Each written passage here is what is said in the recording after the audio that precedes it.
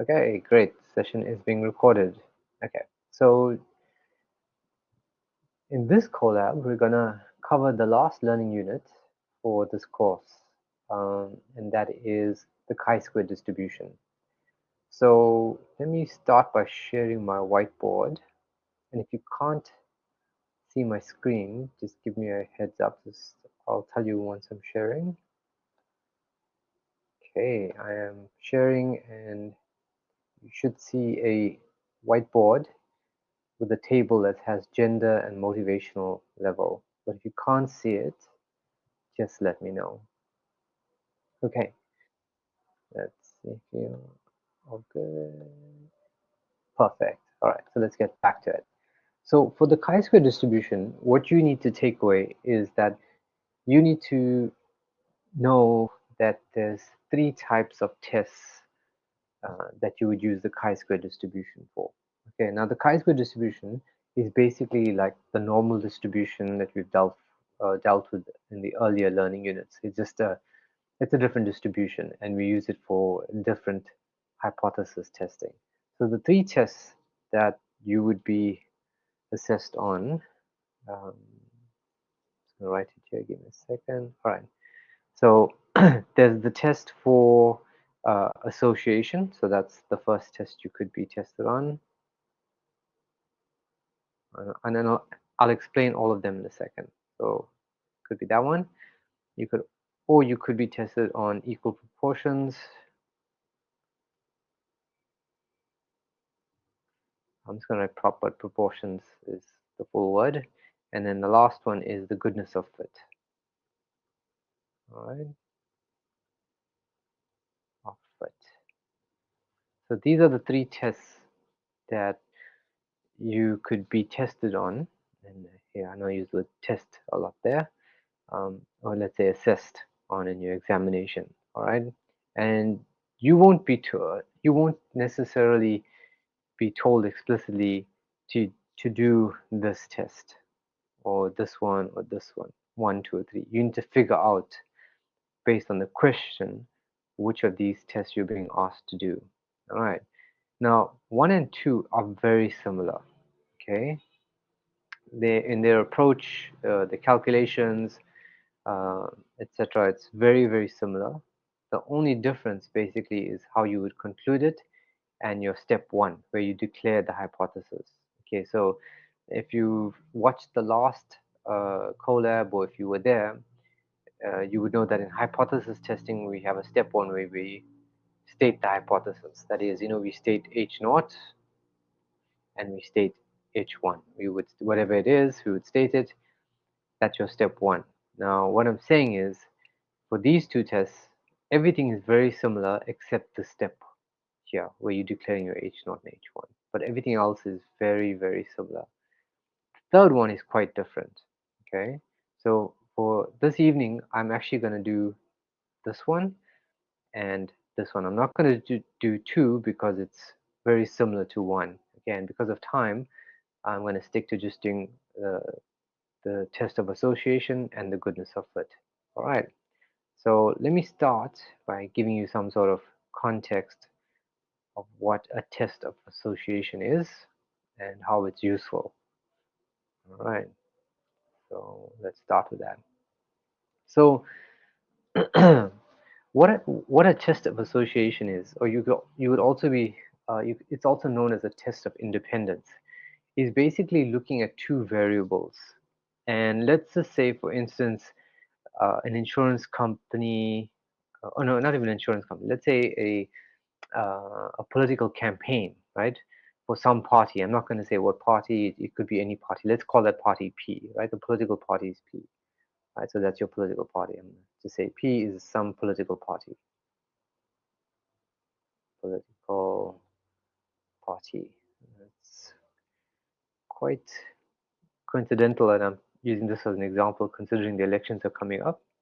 All right, so we have this political party P, and we basically want to know, does the area have an influence on association with supporting that political party? All right. So what I'm saying, let's say there's 3 areas, right? Whatever those areas are, I won't give names. It could be or whatever suburbs you can think of, right? But let's just say area A, area B. We'll just use 3 areas to keep it simple, right? We want to know, does the area, or if you were actually in a specific area, that's actually saying that that area has some sort of association or influence on whether you support the party. So I'll just put support, you support P or you do not support P. Uh, P. All right, so you're looking at two basically categorical variables, right? Categorical means you can only take on like one or another category, and it's not really a number like you'd measure like temperature or, or weight or height, etc. Right? So it's either yes or no, and for area, you either in area A, B, or C, and that's another categorical variable. So a test for association or independence can tell you whether area does have an effect uh, on whether you support this political party or not. Now, this kind of stuff would be valuable if you want to know whether to actually, you know, consider looking at areas uh, when kind of, I would say, targeting or pitching your campaign for this party. All right, so you can kind of see the application for something like this, and this is also used for, like, you can think of other examples when you're trying to look at um, categorical variables with another. So, for instance, does, like an insurance company, they would want to look at, does gender have an effect on whether you're likely to make a claim within a year of signing up? All right, and if they can figure out that, okay, yeah, gender does actually have an effect, then that would change the way and how their policy or their premium is towards a certain gender. So you can see there's also applications in very different industries because of that. All right, so hopefully that gives you some sort of context on what we're trying to do here with the test of association. If there's any questions on this, please do let me know. Um, but let's start with a typical kind of problem that you could get asked for a chi-square test of association or test of independence. It's the same thing, all right? So on the left, as an example I have from your textbook, so it basically states a company recently conducted a study on the motivation levels amongst its clerical employees. The HR manager wished to establish if there was any association between the gender of an employee and his or her level of motivation. So there's two categorical variables. One is gender and the other one is motivational level. So motivational level, you can either be high, moderate, or low. Those are the three categories. And this is the table of data that they gathered, which is here, right? So how you read this is basically it's stating there are 8 males who are highly motivated. There's also 8 males that are moderately motivated, but there's 14 males that have a low level of motivation, okay, etc. So the first question says, calculate the row percentage tabulation table to show the motivation level profile for each gender and interpret each gender's profile by inspection. Now, the first question is not a typical question you could get in the exam. It's not exactly to deal with the hypothesis test, all right? But if you are asked something like this, or if you're interested in how to actually answer this first one, it's basically the row percentage means taking each of the values and dividing by the total that you get for each row. So for instance, the total for males is 8 plus 8 plus 14, and that is 30. So I'm just going to erase this, 30. And the total for females is 19 plus 12 plus 9, and that gives you 40. Okay. So basically, if you wanted the, as this question says, the row percentage cross tabulation, so I would just reconstruct this table with male, I'm going to write M and F for male and female. Okay, and then you have high level of motivation, high, moderate. I'm just going to write mod for moderate, and then low. All right. So you divide the first value 8 for 8 males being highly motivated divided by the the row total 30. We divide it by 30. So 8 divided by 30 and express it as a percent, that is 26.7%. Same for the next value, it's 8 divided by 30, which is the same, 26.7%. And then you have 14 males who have a low level of motivation. 14 divided by 30, that gives you 46.7%. Let's do the same thing for females. Now the female total is 40, so the first value is 19 over 40, and that is 47.5%, 0.5%, 7. We carry on that way until we get 30%, and now 22.5%. All right. So far we're not doing any hypothesis testing here. We're just looking at the row percentages and we're trying to answer that first question. Here you can see, if you just look at it, the one thing that stands out is you can see for females, the highest percentage for them is in the high category, whereas for males, the highest percent is in the low motivation level. Okay, so there is some sort of indication that, okay, yeah, maybe females, majority of them are highly motivated, whereas for males, the low motivation level has the highest percent. Right.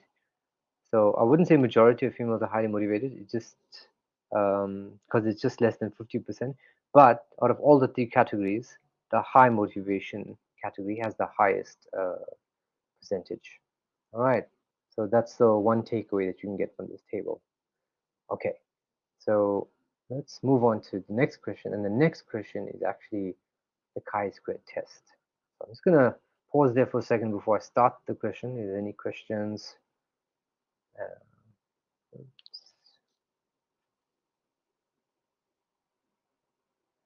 I assume you're good, but yeah, please shout if there's any questions. Feel free to interrupt me. All right, let's start with the hypothesis test. Okay, question B.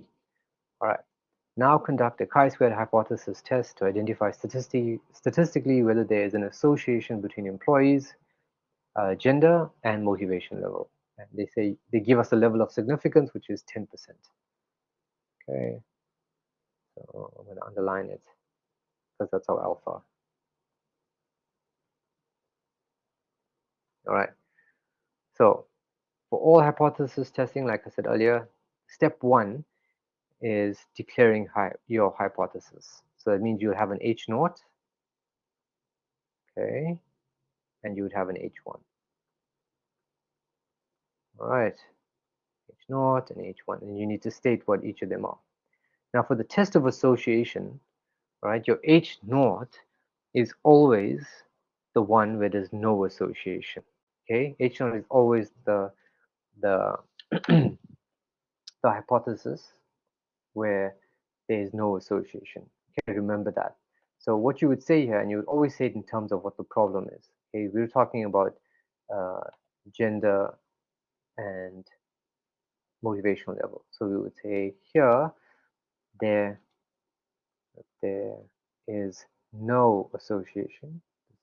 This thing is annoying me. Hold on. Yeah, there we go.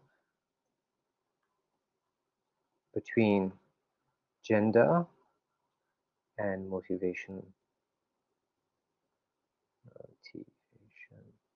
levels.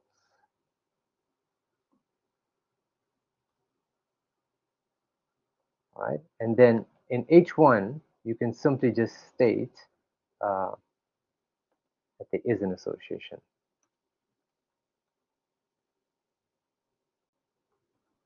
You can say gender and motivation level again if you want, but as long as you state it for one of them, like I said it in H0, and you don't need to necessarily say the whole thing for H1, but you do need to say that there is an association. All right, so always remember that H0 is where there is no association, and H1 is where there is an association. Sometimes, I'm not trying to confuse you, but sometimes you'd see, instead of association, you see independence. So for H0, you'd have gender and motivational levels are independent, whereas in H1, gender and motivational level are dependent. It's the same thing. All right. All right. So that's our step 1 done. Now step 2, okay, we're going to start with defining our critical region, okay, or our rejection region. So for the chi-square distribution, basically the shape of the distribution is like this. So I'll sketch it here. So here's our horizontal axis. Okay, and the curve is not symmetric. It's skewed like this. It drags out to the right. Okay, and this is the chi-square distribution. It's always skewed, and it is always an upper tail test. Okay, so it's always an upper tail test. What I mean is the rejection region is always on the right side. See, on the upper right. Okay, so you could state that if you want, it's an upper tail test.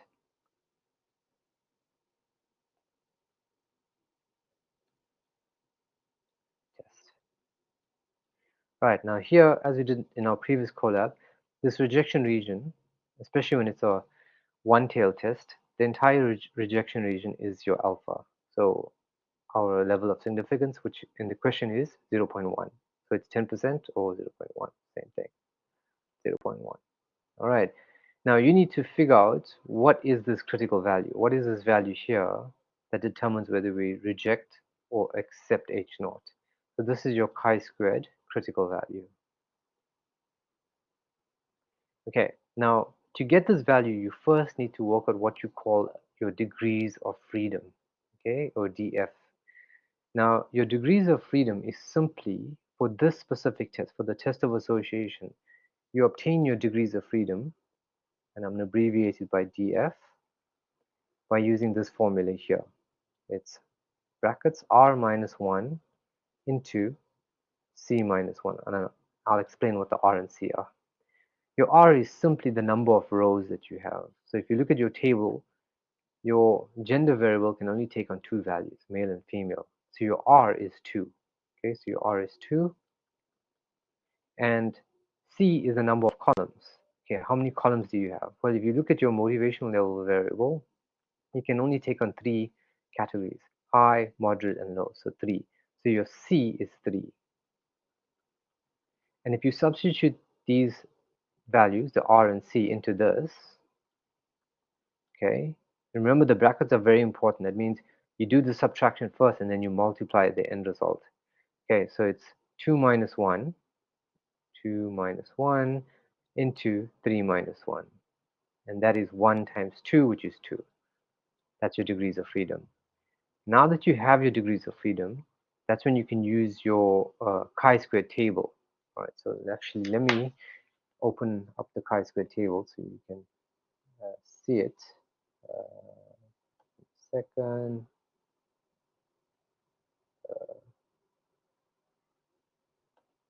I'm just gonna get to the table and then share my screen, so just bear with me. Sorry about that.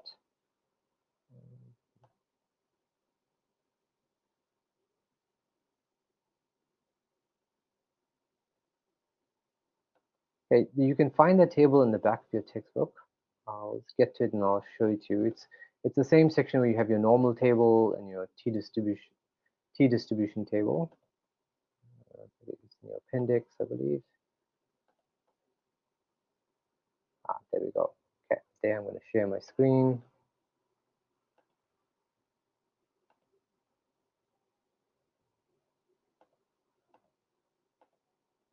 Okay, can you just give me a heads up that you can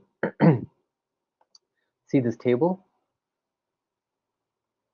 with this graph on the top? Table 3, basically.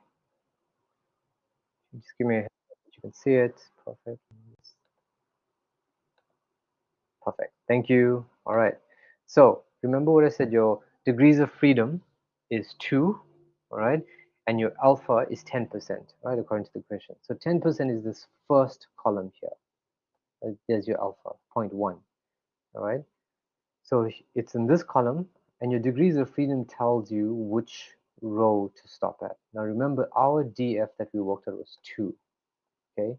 So basically, where this 0.1 column intersects with 2 for your DF, which is here 4.605, that is your critical value, 4.605. All right, so this critical value is 4.605. I'm going to write it out here. 4.6, I don't like that.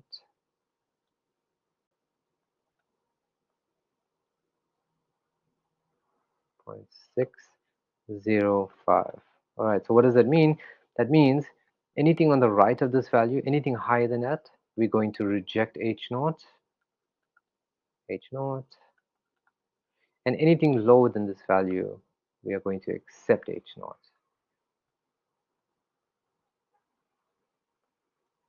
Accept H naught. All right, okay, great. Now I'm gonna erase this degrees of freedom just to make some space on the board.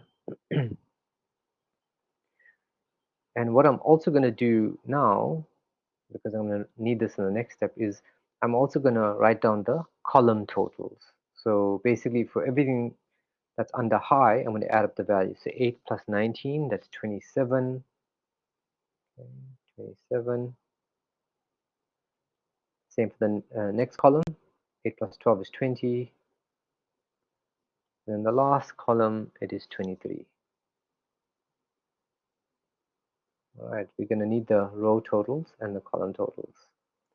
All right, so this is your, basically this is your step 1 that's done. Step 1. This is your step 2. All right, now we're moving into step 3. Now step 3 actually requires the bulk of the calculations. If from all the steps that we're going to do, 5 steps, step 3 carries would carry the most amount of marks. Okay, so it's essential that you get these workings correct and you understand how to do it for this problem. Okay, so step 3, it's going to require us to first rearrange this table that we have here. Okay, now sometimes in the exam they could start you off with table layout and you just need to populate the values, or if not, then you just need to rearrange it yourself, which is really not difficult. So once I show you right now, you'll kind of get an idea what I'm trying to do. Right, so first we're just going to look at males, right? Look at the row variable, it's male. So I'm going to write male here. All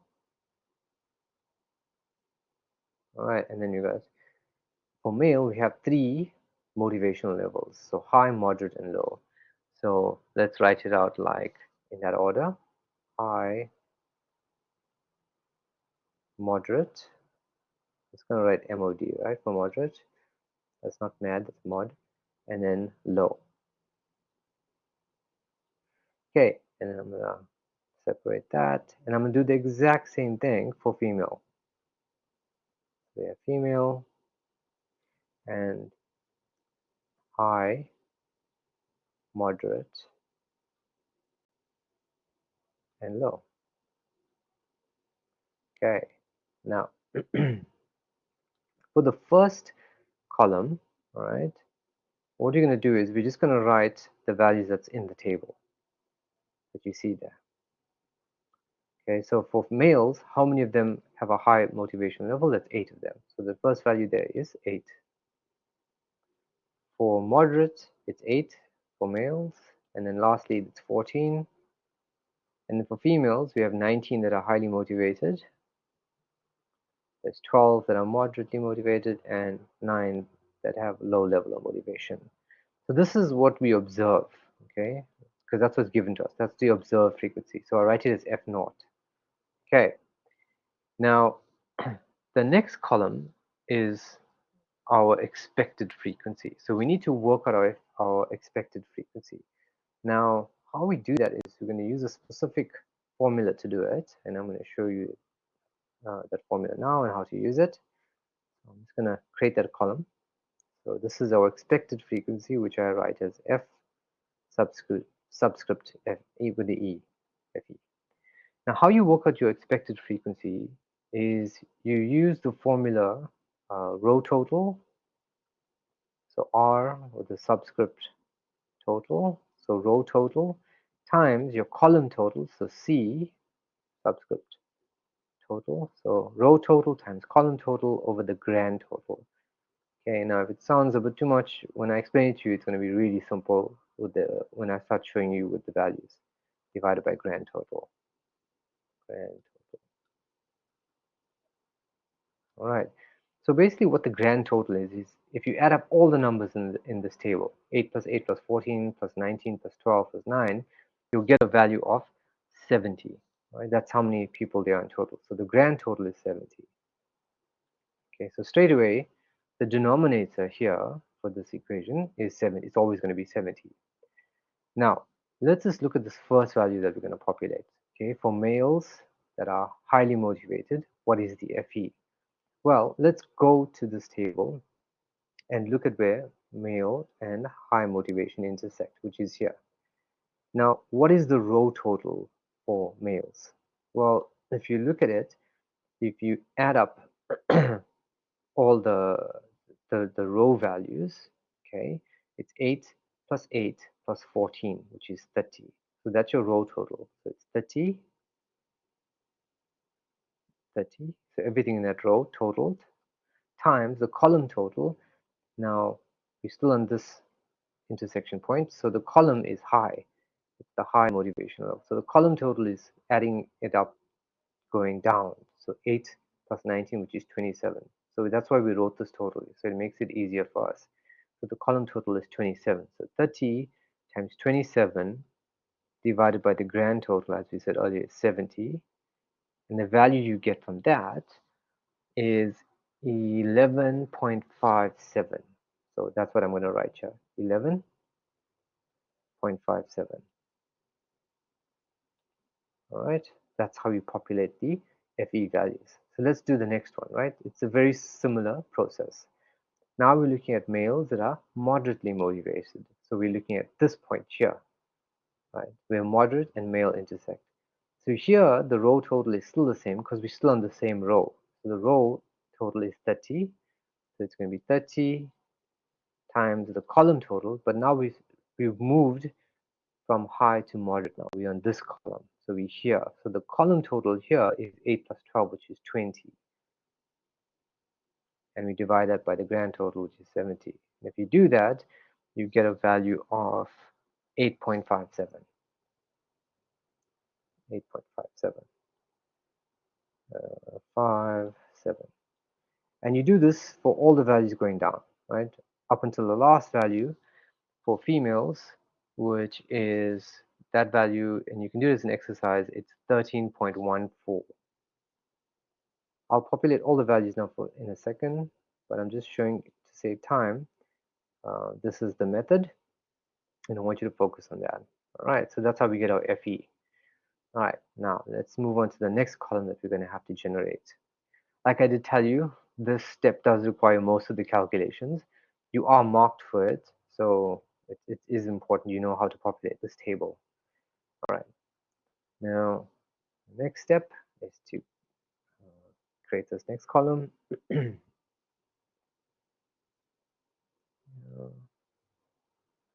Okay, the next column we're going to calculate is F naught, your observed frequency, minus Fe, right? And we're going to square it.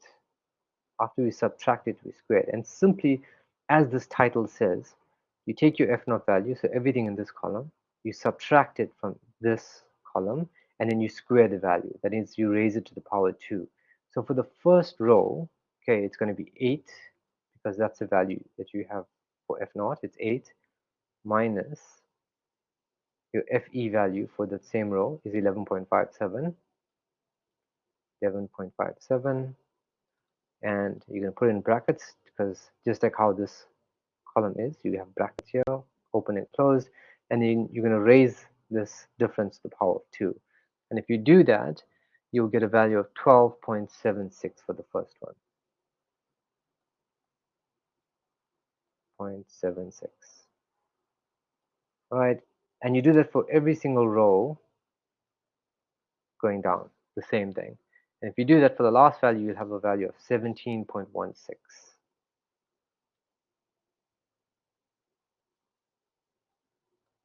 Okay, All right, so now we got our f naught minus fe all squared column. All right, there's one more column we need to calculate, so bear with me, and we're almost there. Just one more column we need to do.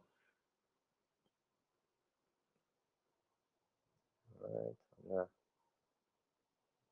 create that column. Okay, and this last column is, let me make some space. I think plus it here. This last column is f naught minus fe all squared. So just like this column, the one we had before, but we're going to divide it by, we're going to divide this by fe. Okay, so this column that we had before, this was simply f naught minus fe all squared. So what this last column is basically doing, it's simply just taking whatever you have in this column, whatever you have here, you just divide the values by fe, by this column here. Because if you look at what we have for this heading, if you look at the numerator, then everything that's in the top, it's exactly the same as what you had in the column before. So what the last column is telling you to do is just take the column before, everything that you have in the column before, and you divide it by the FE column. That's all you do. So for the first value here, you're simply just taking 12.76, right? Because that's what you have for F naught minus FE all squared, and you divide it by FE, which is your 11.57. So you take that, you divide it by 11.57, okay, and you'll get a value of 1.1 here. Oops. Give me a second. 1.1. Okay, so you do that for every single row. You just take whatever you have in the column before. So in this example, the last one, it's 17.16 divided by your FE value, which is 13.14. And if you do that, you'll get a value of 1.31. Okay, 1.31. All right, that's the last column. We're done with generating this table. So I'm going to raise this and I'm going to put a neater complete table like this so you can look at. But I did it this way so you can understand the workings on how to create those columns. All right, so just give me a second. Space for that.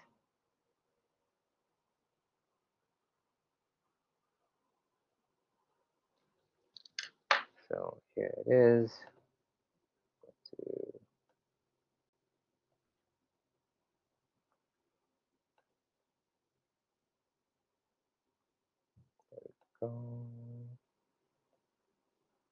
I'm hoping you can see the values in this table, but if you can't, do let me know. Okay, so it's exactly what I showed you earlier. It's obviously a bit neater. All right, so that's our last column.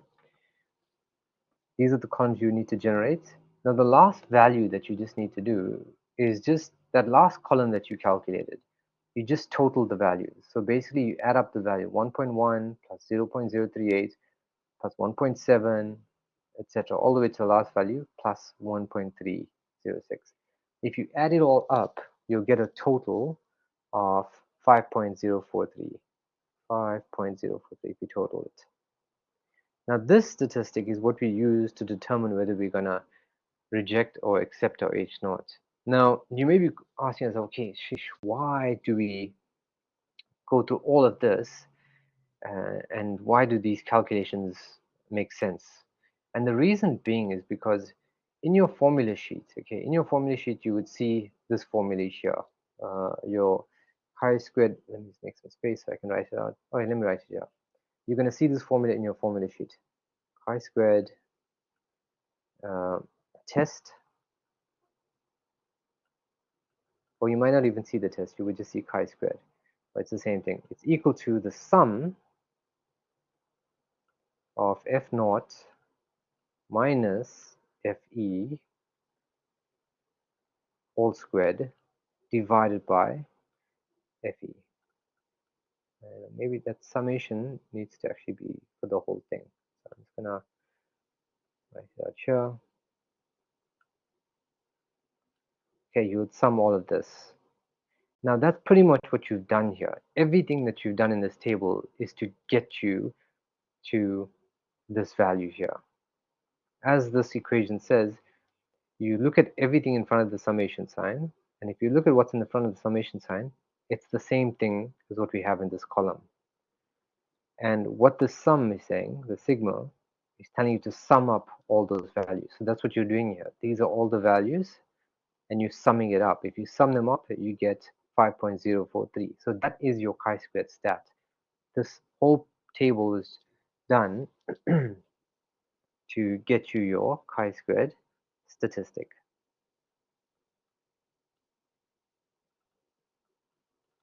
You basically solve this equation here, by doing this table. Now, if that's your chi-squared stat, then all you need to do is look at whether it falls in the rejection region. Now, you got a value of 5.043, and you can see that this value is bigger than our critical value. So that means it's on the right of it. So it falls somewhere around here. You don't need to know exactly where it is. All you need to know is that it's on the right of this value. So that means it falls in the rejection region. So that means we reject H naught. So we reject this, which means that there is an association between gender and motivational level. So how you would conclude it in words is you would simply say, based on a 10% level of significance, because that's what your alpha is. Remember what I said in the last collab, always start off with what the level of significance is. So you'll say, at a 10% level of significance, we find that there is an association between gender and motivational level. Okay, that's how you would finish up this problem. Now, it's a lot of work for this problem. I know, I do understand that, but do keep in mind that a typical question like this can be 10 marks. So it's quite a lot. So yes, there is a lot of workings, but you can see there's a lot of marks awarded for this problem because of that. All right, so does that make sense? I'm hoping I didn't lose you. Um, but are there any questions?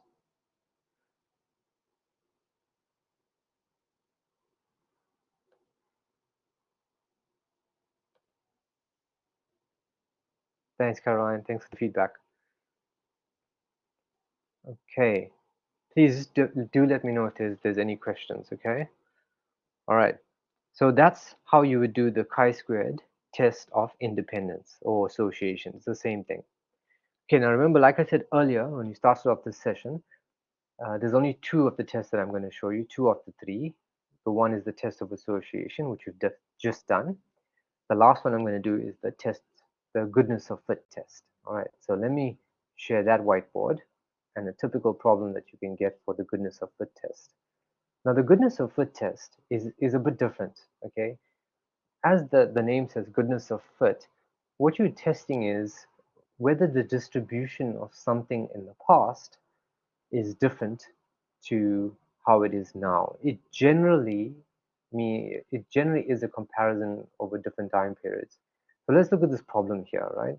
It says a financial officer of an electronics goods company that sells TVs, sound systems, DVDs, VCRs. You can definitely see this is probably an old problem because not many places have VCRs anymore. Okay, so they know from past experience that 23% of the store's customers pay cash, 35% of them pay by debit cards, and the remaining pay by credit cards, which is 42%. He wants to confirm that this is still the payment method for electronics good products. Based on a random sample of 200 sales recipients, a frequency table as below was constructed. Right? So what happens is there's 200 customers, and what this owner of the store found is that 41 of them pay by cash, 49 pay by debit card, and 110 pay by credit card. The question is, use the chi-squared goodness of fit test to determine whether the payment patterns of the past are still relevant for today. So basically what they're checking is, look, if and you can see how this would work in real life, comparing different time periods. Let's look at 15 years ago, all right? 15 years ago, there'd be less people paying by debit cards compared to now, right? Because we have a lot more facilities, and almost every store that we have now uh, has a debit card facility where you can pay. And if you can pay by debit card now, you can also pay by credit card, right? They're kind of interchangeable. And I would even this intuitively think about it, right? With paying by credit card now, there's a lot more loyalty programs awarded.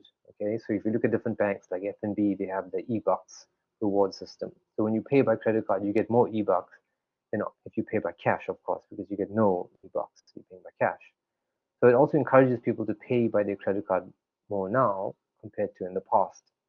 So that distribution would have changed from then to now. And this test basically does does it statistically. It confirms that the distribution is different to what it was then to how it is now. Okay, so that's kind of how you would use the goodness of the test uh, in a real world problem. And why would this be useful? Well, think about a company like a bank or any marketing company. If they can find that, okay, the distribution of payment methods have changed, they would change their marketing strategies uh, to target clients that pay more with maybe credit cards now compared to in the past, because there's a lot more of them using it now. All right. So hopefully that gives you some sort of context of what this test is about, and yeah, how it's used in the real world. All right. So let's answer the question, which is question A. Use the chi-square goodness of the test to determine whether the payment patterns of the past are still relevant for today. So as all the hypothesis tests, you start off with declaring your hypothesis. Okay, we start off with H0 and H1. Now, what you need to know for the goodness of fit test, right, which is this case, is that your H0, right, your H0 is always going to be that the distribution is the same. So if you have to state it, you would say the distribution, and you would always talk about what the context of the problem is. So it's, in this problem, it's payment methods. So you would say the distribution of payment methods is the same. All right. And then for H1, all you need to say is, you don't have to say payment methods again because you already said it in H0. So you can just say the distribution has changed.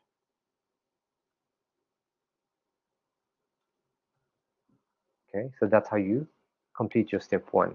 And as with all chi-square tests, they are an upper tail test. Always an upper tail test.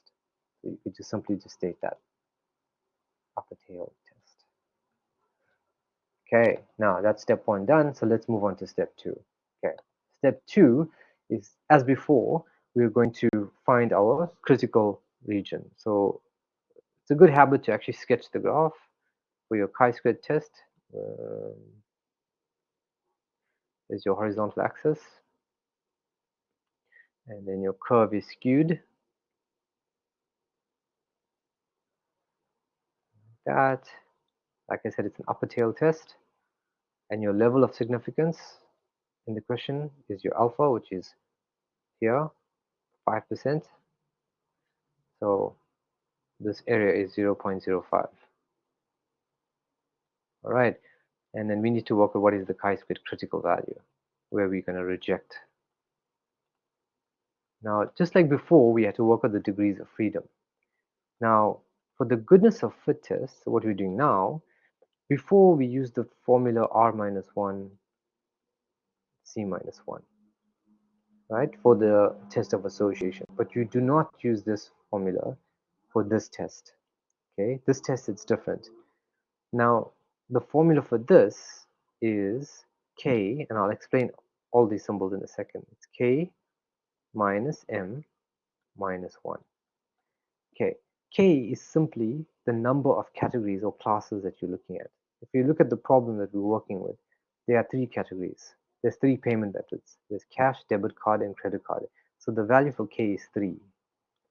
For M, you only need to worry about M if they tell you to test whether the distribution is the same as a Poisson or binomial or a normal distribution. All right. Otherwise, M is 0.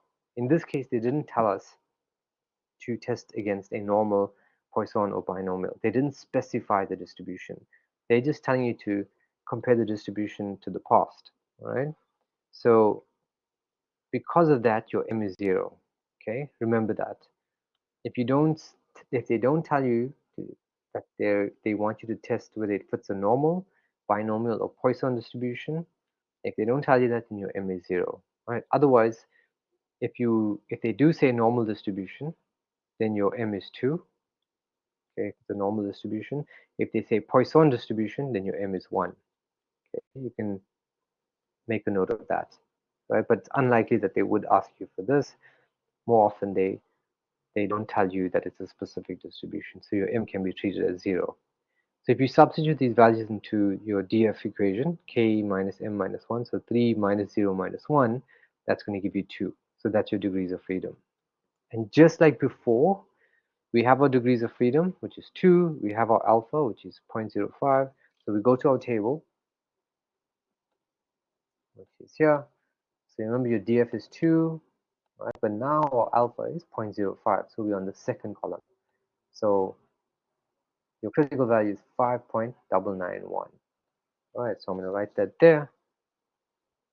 5.991.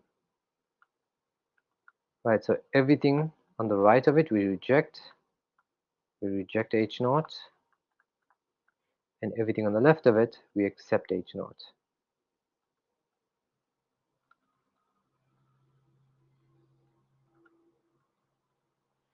All right, that's step 2. So this is step 2 done. Right, this was step 1. And remember, for hypothesis testing specifically for the chi-square test, your step 3 is the bulk of the marks, which is where you'll do a lot of the calculations. So just like before, we're going to construct a table very similar to what we have been given. So you remember there's 3 categories, 3 payment methods. There's cash, okay, there's debit card. I'm just going to write DC for debit card and then CC for credit card, okay, just to save some time here. Okay, so in our first column, it's basically the observed frequency, okay, which is the count that you had, that they observed for each payment method. And that's simply given to us in this table. There's 41 that pay by cash, okay. Debit cards, there's 49. And then credit cards, there's 110 of them. And then if we total this, and the total would be needed later on, so I'm going to write it here. If you add up all those numbers, you will get 200 customers. Okay, now remember what's given to us, right? So I'm just going to write here, create another column here. You don't need to put this column in if you want, but I'm just putting it here so I can refer to it. So this is your expected percent. Expected percent. Now this is given to us. If you look at the question, it tells you that from past experience, so this is what they expect. Past experience, 23% paid by cash, 35 by debit card, and the remaining percent is 42 use credit cards. So if I write that out, 23% here, okay, then it's 35% for debit cards, and then lastly 42% for credit cards. All right. Now, remember, for the chi-squared test, you need to work out this value here, chi-squared test. Just like I wrote earlier, it's the sum of your F naught minus FE all squared divided by FE. So we need to find our FE because you can see FE is needed in this equation. Okay, we need to know our FE values. Now to get the FE values, that's where we're going to use this expected percent. Okay, So this column is going to be our FE values. Okay, so how we get the FE values is, well, look at what the expected percent is. For cash, it's 23%.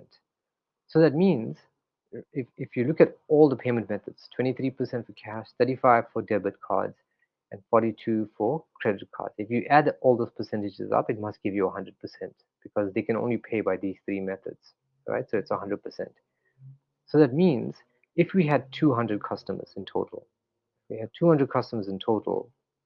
we would expect 23% of those 200 to pay by cash. So that means 23% times 200 will give us this FE value here.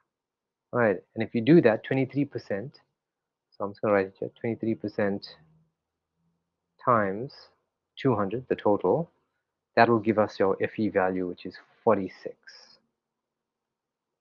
Okay, then we do the same thing for debit cards. Here it's 35%, so 35% times 200 would give us 70. All right, and then lastly, you don't have to do 42% times 200. If you want, you can do it that way. But remember, we have a total of 200 customers.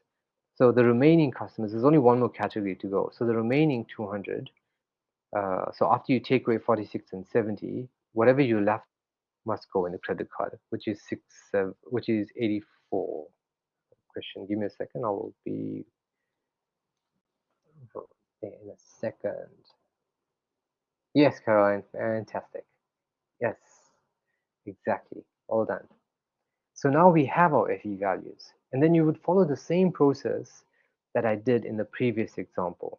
Okay, the same process basically means, remember, we got our FE, we got our F naught, then you would need to work out your F naught minus FE, all squared column, and then lastly, you would get your, oops, last column that you need to work out is this one, F naught minus FE, all squared divided by FE. So simply taking whatever you find in this column here, whatever you get here, you divide it by whatever you have in this column, and you get this last column here, just like what we did before. All right, so if you follow that process exactly like how we did in the previous example, so remember, you got your FE value, you got your F naught value, you have everything you need to work this out, okay, by constructing these two columns here, these two here, and then in the end you'll get a total. You'll get a total here, and that's going to be your statistic to compare to whether it falls in your acceptance region or your rejection region. So I've done that for you, um, a lot more neater. So I will paste that here for you so you can have a look. And then I'm just going to give you a pop quiz on how to conclude this.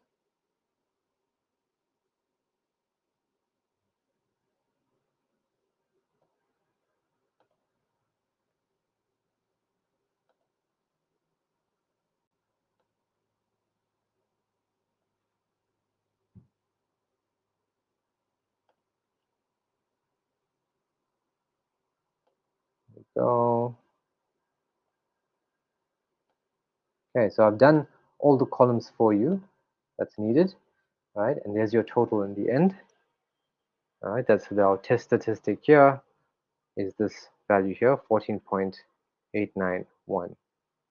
Okay, so based on this test statistic, right, in the total of this column, this last column, do we reject or accept H naught? And I've done the rejection region and the acceptance region for you here.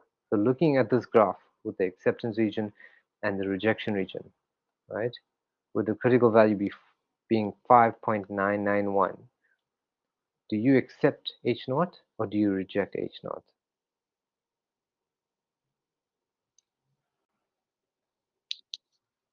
Can you type that in the chat? If you had calculated the test statistic like I have and you got a value of 14.891, do you accept H naught or do you reject H naught?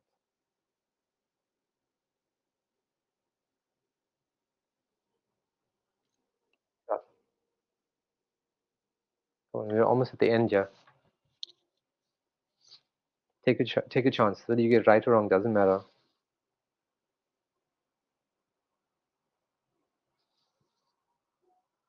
No one? Nobody? Karen, yes. Very good. That's right. You reject H naught. Very good. Because 14.891 is way bigger than 5.91. So it's definitely on the right of this. Way bigger than this, so it's on the right. If it was less, it would be in the acceptance region. But because it's more than that, it's here, so we reject H naught. So that means we reject H naught, and so we conclude at a 5% level of significance, all right, the distribution of payment methods has changed. And that's how you would tackle this problem. Okay. All right. So that is the chi-square test. I hope that made sense. Are there any questions about it? Does that make sense? Thanks, Caroline. Fantastic. All right. Yes, but please feel free to email me with any questions. This is the last learning unit. You're welcome, Stefan. No problem. Um, email me with any questions. I think for the collabs going forward, I'll probably, yeah, I will do some revision. I'm not sure what learning is to cover, so if there's anything specific you would like me to go over, please do drop me an email and I'll focus the collab sessions on that. But please do work through those practice tests I made available. I even posted a question on hypothesis testing today. You can work through that when you have time. It'll definitely help with your revision. And that's it from my side, everyone. Thank you for joining. Do enjoy the evening, and we shall take care.